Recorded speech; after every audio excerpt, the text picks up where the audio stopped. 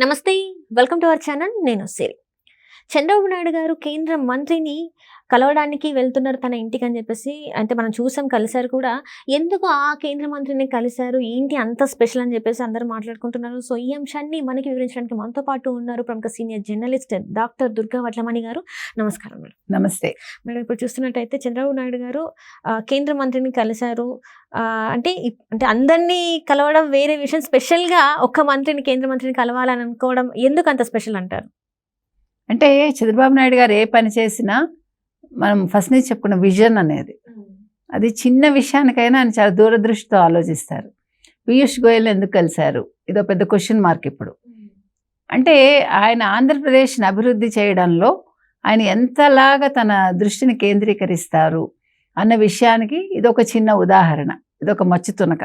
ఎందుకు చెప్పుకుంటున్నాం అంటే ఆయన ఎప్పుడూ కూడా ఎక్కడికి వెళ్ళినా ఏం చేసినా దాంట్లో ఒక రాష్ట్రానికి సంబంధించిన ఒక అంశం ఉంటుంది, రాష్ట్ర అభివృద్ధికి సంబంధించిన ఒక అంశం ఉంటుంది. అది చిన్నదైనా కావచ్చు, పెద్దదైనా కావచ్చు.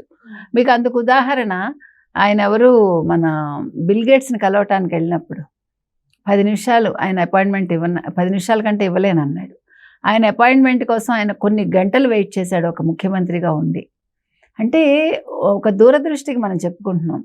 అదే బిల్ గేట్స్ 10 నిమిషాలు అన్నవాడు ఆయన ఒక గంట మాట్లాడినట్టున్నాడు. వెంటనే ఆయన వచ్చేసాడు ఇండియాకి బిల్ గేట్స్.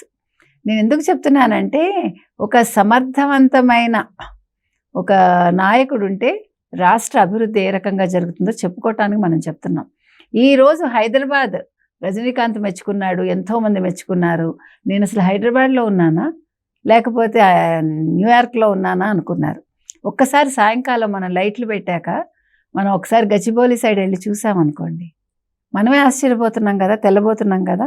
అంటే అభివృద్ధి ఐఎమ్ టాకింగ్ అబౌట్. అటువంటి అభివృద్ధి కోసం అసలు అమరావతి ఇప్పటికే ఎంతో గొప్పగా అయి ఉండేది. కానీ దురదృష్టం తెలుగు ప్రజలు మరి జగన్మోహన్ రెడ్డిని తెలుగు ప్రజలు జగన్మోహన్ రెడ్డిని నమ్మారు. సరే ఒక్క ఛాన్స్ అన్నాడని ఇచ్చారు. మనం ఈరోజు అభివృద్ధిలో ఒక 2-3 దశాబ్దాలు వెనకబడిపోయాం. సో ఇప్పుడు దాన్ని తీసుకురావాలంటే ఏం చేయాలి? నిన్న ఆయన వెళ్ళింది ఏ పని కోసం? కూటమి నేతలంతా కలిశారు. మోదీ గారిని ఎన్నుకోవటానికి వెళ్ళి అక్కడ కూడా ఆ కొద్ది సమయం దొరకగానే ఆయన పీయూష్ గోయల్ గారిని కలిశారు. పీయూష్ గోయల్ ఆయనకు మంచి స్నేహితులు. ఎందుకు స్నేహితులు? ఆయన పీయూష్ గోయల్ ఏ శాఖ నిర్వహిస్తున్నారు? పీయూష్ గోయల్ ఏ శాఖ నిర్వహిస్తున్నారు? వాణిజ్యం, పరిశ్రమలు, ఆహారం, వినియోగదారులకు సంబంధించింది. సో మనకి ఇప్పుడు ఏం కావాలి? రాష్ట్రానికి పరిశ్రమలు కావాలి, వాణిజ్యం కావాలి. సో దాన్ని దృష్టిలో పెట్టుకొని ఆయన ఇంకెవరిని కలవాల, ఆయన ఇంకే వ్యక్తిగత పని చేసుకోలేదు. పరిశ్రమలు, వాణిజ్యం, ఇప్పుడు మనకి రాష్ట్రం అభివృద్ధి చెందాలంటే మనకి కావాల్సిన అంశాలు అవి. అందుకోసం ఆయన పనిగట్టుకుని ఆయన కలిశారు. సో అంటే మీరు ఆలోచించండి, ప్రజలు తప్పు చేయలేదు. ప్రజలు ఇంత మ్యాండేటరీ ఇచ్చి చంద్రబాబు నాయుడు గారిని ఎన్నుకోవడానికి కారణం ఇదే. ఇది ప్రతి ఒక్కళ్ళు తెలుసుకోవాలి. యంగ్స్టర్స్ అందరూ కూడా ఇలాంటివి తెలుసుకుని రేపొద్దున వాళ్ళ రాజకీయ భవిష్యత్తుకి ఇలాంటివన్నీ కూడా ఉపయోగపడతాయి వాళ్ళకి. అంటే ఒక మంచి నేత ఉంటే రాష్ట్రం ఏ రకంగా ఉంటుంది, వాళ్ళ ఆలోచన తీరు ఎలా ఉంటుంది, ఇది ఏ స్కూల్లోనూ నేర్పించరు, ఏ బిజినెస్ స్కూల్లోనూ నేర్పించరు. మనం ఒక మనిషిని అబ్జర్వ్ చేస్తే, మనం వాళ్ళ మీద దృష్టి పెడితే మనకి చిన్న చిన్న క్లూస్ వస్తాయి అన్నమాట. అంటే మనం నెక్స్ట్ ఎట్లా పని చేయాలి, మనం ఏదైనా ఒక అంశంలో మనం ముందుకెళ్ళాలంటే ఇలాంటి వాళ్ళ అనుభవాలు మనకి ఏ రకంగా పనికొస్తాయి అనేదాన్ని అబ్జర్వేషన్లో కూడా ఉంటుంది. సో మన ఏ పనికైనా మన చుట్టూ ఉన్న వాళ్ళని అబ్జర్వ్ చేయాలి, వాళ్ళలో ఉంటే మంచి ఉంటే తెలుసుకుని తీసుకోవాలి. మనం వాళ్ళని తిట్టడం లేకపోతే పనికిమాలిన వాళ్ళు అనుకోవడం అది మనం చేసే తప్పు. సో నిన్న పీయూష్ గోయల్ గారిని కలిశారు. రేపొద్దున మనకి పరిశ్రమలు రావాలి, ఈరోజు ఆంధ్రప్రదేశ్ డెవలప్ అవ్వాలంటే ఆయన చెప్పారు, యువతకి నేను భరోసా ఇస్తున్నాను, మీకు ఉద్యోగాలు తీసుకొస్తాను, ఉద్యోగ కల్పన చేస్తాను, మీకు ఇక్కడంతా కూడా అభివృద్ధి చేస్తాను, ఉపాధి కల్పిస్తాను, ఇన్ని చెప్పారు కదా, వాగ్దానాలు ఇచ్చారు, సూపర్ 6 ఇచ్చారు. ఇవన్నీ ఆయన ఇవ్వాలంటే ఆయన ఇక్కడ సంపద అభివృద్ధి చేయాలి, అక్కడ సంక్షేమాలు ఇవ్వాలి. ఇప్పుడు లేకపోతే జగన్మోహన్ రెడ్డి లాగా రాష్ట్రం ఎందుకు కాకుండా పోతుంది. కాకపోతే మనకి చంద్రబాబు నాయుడు గారిని ఆ విషయంలో మనం అసలు ఏమి సందేహించక్కర్లా. ఆయన 24 గంటలు రాష్ట్ర అభివృద్ధికి ఆయన దృష్టి కేంద్రీకరిస్తారు. కాబట్టి ఇప్పుడు ఆయన పీయూష్ గోయల్ని కలవడంలో అంతరార్థం ఇదే. ఇంకొక విషయం ఏంటంటే నిన్న స్టాలిన్ ఆయనే వచ్చి పలకరించారు. చంద్రబాబు నాయుడిని. అంటే చంద్రబాబు నాయుడికి మొత్తం దేశంలో ఉన్న ఆ చరిష్మా చెప్తున్నాను నేను. కేసీఆర్ అన్నాడు కదా, నేను కూడా ప్రధానమంత్రి అభ్యర్థినేనని ఒకప్పుడు, అంటే ఈ ఎన్నికల ముందు.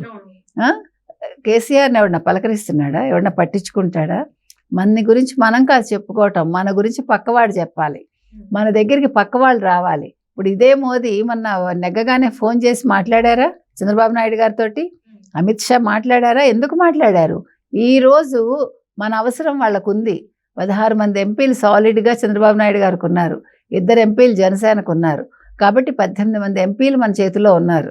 సో సెకండ్ లార్జెస్ట్ కింద మీరు తీసుకోండి. ఇప్పుడు నితీష్ కుమార్ కంటే కూడా మన అవసరం ఎక్కువ. ఎప్పుడు కూడా ఆంధ్రప్రదేశ్ అన్ని విషయాల్లో అగ్రగామేనండి. వాళ్ళు ఢిల్లీ వాళ్ళు డెఫినెట్గా ఆంధ్రప్రదేశ్ వైపు ఎప్పుడు దృష్టి పెడతారు. అందుకని ఈరోజు మోదీ కూడా అడిగారు మనని. ఇప్పుడు రేపొద్దున మనం డిమాండ్ చేసే స్థాయిలో ఉన్నాం. మనకు పక్క మనకు పక్క రాజధాని అంశం ఉంది, ప్రత్యేక హోదా ఉంది, లేదా ప్రత్యేక ప్యాకేజ్ ఉంది, మనకి విశాఖ హక్కు నిధులు ఉన్నాయి, మనకు కావాల్సినవి ఇంకా చాలా రైల్వే జోన్లు రావాలి మనకి. మనం అందుకని ఇవన్నీ దృష్టిలో పెట్టుకుని నేను ఎన్డీఏ కూటమిలో కొనసాగుతాను అని చెప్పారు. ఆయన ఇది తొందరపడి రాచితూచి ఆలోచించి చేస్తారు. కాబట్టి ఇప్పుడు మన రాష్ట్రానికి ఏవి కావాలో అవి కోరుకుంటారు. మనం 5-6 అడిగాం మనం మంత్రిత్వ శాఖలు. అందులో మరి ఏం చేస్తారో చూడాలి. కనీసం 2 సహాయ మంత్రులు ఇస్తారు మనకి. సో ఏ విషయంలో కూడా ఆయన ఇప్పుడు ఒక శాఖలు కోరినా కూడా దాంట్లో ఒక అంతరార్థం ఏంటంటే రాష్ట్రానికి వీళ్ళు ఏ రకంగా ఉపయోగపడతారు, మనకి రాష్ట్రానికి ఏ రకంగా నిధులు వస్తాయా, లేకపోతే మనకి పరిశ్రమలు వస్తాయా, లేదు వేరే రకంగా వీళ్ళు రాష్ట్రానికి ఉపయోగపడతారా, ఆ రకంగా శాఖలు ఆలోచించి ఆయన తీసుకుంటారు. కాబట్టి చంద్రబాబు నాయుడు గారి విజన్ తక్కువది కాదమ్మా. ఆయన అప్పట్లో 1994-95లోనే 2020 విజన్ 2020 అంటే అందరూ నవ్వారు. ఈరోజు ఆయన 2047 ముందే చెప్పారు. కాబట్టి ఆయన చేస్తారు, చేసి చూపిస్తారు, ప్రజలు ఆ ఫలాలను అందుకుంటారు. అంటే ఇప్పుడు ఇందాక మీరు మాట్లాడినట్టు 6 శాఖలను అడుగుతున్నారు కాబట్టి ఇక్కడ స్పెషల్ స్టేటస్ని కూడా అడిగే అవకాశం ఉందా అసలు?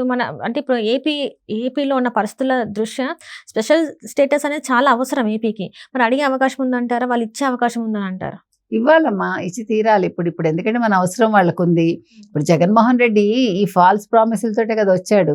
నేను ఏపీకి హోదా తీసుకొస్తాను, మీకెందుకు, నేనేమో మద్యపాన నిషేధం చేస్తాను. అవును, మద్యపాన నిషేధం చేశాడు, ఉన్న మద్యాన్ని తీసేసి ఆయన జే బ్రాండ్స్ తీసుకొచ్చాడు కొత్తగా. అది మనం చాలాసార్లు చెప్పుకున్నాం.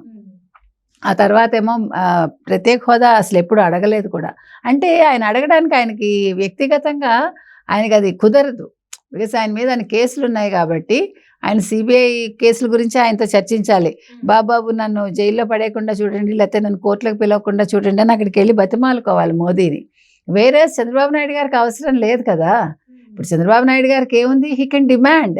ఇప్పుడు మనం డిమాండ్ చేసే స్టేజ్లో ఉన్నాం. ఈ 5 ఏళ్ళు ఆయన ఎన్ని రకాలుగా మానసికంగా శారీరకంగా హింసించారండి ఈ అపోజిషన్ అంతా కూడా. ఈ రోజు అపోజిషన్ ఎవరైతే ఆ రోజు అధికార పక్షంలో ఉన్నవాళ్ళు. కాబట్టి ఈ రోజు చూసారా, అంటే మనం చక్రార పంక్తిరివా అంటారు, అంటే మళ్ళీ మొదటికే వస్తుంది. సో చంద్రబాబు నాయుడు గారు ఈరోజు మొదట ఏ రకంగా ఉన్నారో ఈరోజు అదే రకంగా కూటమిలో నెంబర్ 1లో ఉన్నారు, కూటమిని శాసించే ఇదిలో ఉన్నారు. ఈరోజు చంద్రబాబు నాయుడు గారి టైం మళ్ళీ మొదలైంది. Right madam, right. Thank you so much madam.